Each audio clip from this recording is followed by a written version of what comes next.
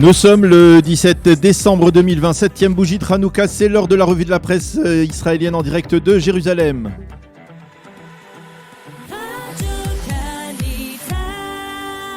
Et oui, on retrouve Daniel Haïk à Jérusalem et nous commençons, Daniel, cette revue de presse par une petite leçon d'hébreu qui permettra, je l'espère, de mieux comprendre les manchettes des quotidiens israéliens ce matin. Effectivement, Ilana, suivez-moi bien, en hébreu, on traduit vaccin par chisoun. Et l'on traduit le resserrement, celui des mesures anti-Covid-19, par risoun. Chisoun et risoun, vaccin et resserrement, se partagent ce matin donc la une des quotidiens israéliens. Et on peut dire qu'ils sont le reflet de l'incertitude qui persiste en Israël. D'un côté, l'optimisme, celui de savoir que l'État d'Israël peut entamer très prochainement sa vaste campagne nationale de vaccination. Et de l'autre, la crainte, celle de devoir resserrer à nouveau les mesures restrictives en raison d'une hausse sensible du nombre de nouveaux malades. 2800 nouveaux malades ont en effet été recensés hier, bien au-delà du seuil des 2500 malades qui a été fixé pour réintroduire justement ces mesures de restriction. Le Rissoun avant le Chisoun, titre ce matin le Israël Hayom en manchette en définissant clairement l'ordre chronologique. Les mesures de restriction interviendront avant que le vaccin ne commence à être administré à l'échelle nationale. Entre Chisoun et confinement, annonce le Yediot Aharonot en manchette qui rappelle « Attention, le corona est encore là ». Le nombre de contaminés d'hier était le plus élevé de ces 2 derniers mois, précise le journal. Et en première page, l'excellente éditoriale de Nadav Eyal qui se dresse contre les propagateurs, non pas ceux du virus, mais ceux du mensonge, des fake news autour des soi-disant dangers du vaccin.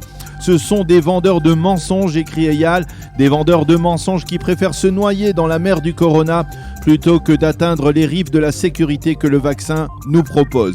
En page d'intérieur, le Yediot Aharonot souligne que les pôles de contamination se trouvent toujours dans les 2 secteurs arabes et orthodoxes, mais c'est l'ensemble de la population qui va être à nouveau sanctionnée par de nouvelles mesures comme la fermeture des commerces et des centres commerciaux et la fermeture des établissements scolaires dans les villes rouges et oranges. Le Maariv, lui, indique que le cabinet Corona est divisé quant aux mesures à prendre pour faire à nouveau baisser cette courbe de Gauss. Le cabinet devrait valider les mesures restrictives citées à l'instant si les données devaient rester élevées. Selon le Haaretz, ces mesures restrictives seront mises en application d'ici une semaine.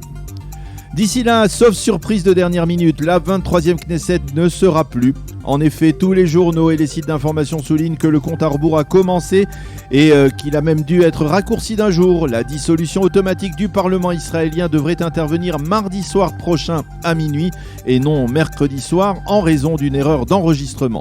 Si bien sûr, d'ici là, le budget de l'État n'était pas voté. Ce qui paraît tout à fait probable puisque pour l'instant, pas de dialogue entre Binyamin Netanyahu et Benny Gantz. Il joue la montre, titre le Yediot Aharonot qui souligne qu'au sein de Bleu-Blanc, on espère qu'à la dernière minute, Binyamin Netanyahu se ressaisira et qu'il comprendra qu'il n'a guère intérêt à se lancer dans de nouvelles élections. Quant à l'initiative de Bleu-Blanc de voter en faveur d'une dissolution en seconde et troisième lecture, eh bien, elle traîne du pied ce matin et on n'en débattra que lundi, soit moins de 2 jours avant la dissolution automatique, comme si Benny Gantz avait finalement compris avec un léger retard au démarrage qu'il ne tirerait aucun profit d'une telle législation. Ceci étant, le Yediot Aharonot admet par ailleurs que l'initiative d'Avigdor Lieberman qui a fait la manchette de son édition d'hier n'a aucune chance de se concrétiser. Le leader d'Israël Beitenu avait, je vous le rappelle, proposé la formation d'un bloc qu'il avait qualifié de sioniste et libéral avec Bennett, Lapid et Sahar. Les analystes politiques soulignent qu'il y aurait trop d'ego à la tête de ce bloc pour qu'il ait la moindre chance de survivre. Le Mossad reste ce matin encore sur le devant de l'actualité israélienne. Hier, nous avons évoqué la personnalité du futur nouveau patron des services secrets, Dalet, qui succédera dans 6 mois à Yossi Cohen. Et aujourd'hui, la presse et les médias rendent hommage aux agents israéliens les plus spéciaux, les plus audacieux et les plus inventifs. 12 d'entre eux ont en effet reçu hier soir des mains du président Rivlin des diplômes d'excellence pour leur contribution à la sécurité d'Israël. Nos amis et nos ennemis savent grâce à vous que l'État d'Israël possède un bras avancé dans le monde entier et ce n'est pas un cliché, a dit le président.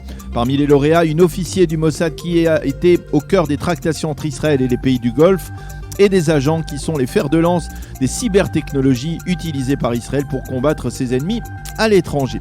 Bien entendu, dans le Yediot Aharonot qui consacre une double page à cet hommage, Pas de photo de ces agents secrets. La seule photo publiée, c'est celle du président Rivlin allumant hier soir, lors de la cérémonie, la 7e bougie de Hanouka aux côtés du patron du Mossad, Yossi Cohen. Autre hommage, mais cette fois bien plus triste, ce matin dans les premières pages et les pages culture des quotidiens israéliens, celui rendu à Yaakov Agmon, le mythique directeur du Théâtre National Abima. Agmon est décédé hier à l'âge de 91 ans.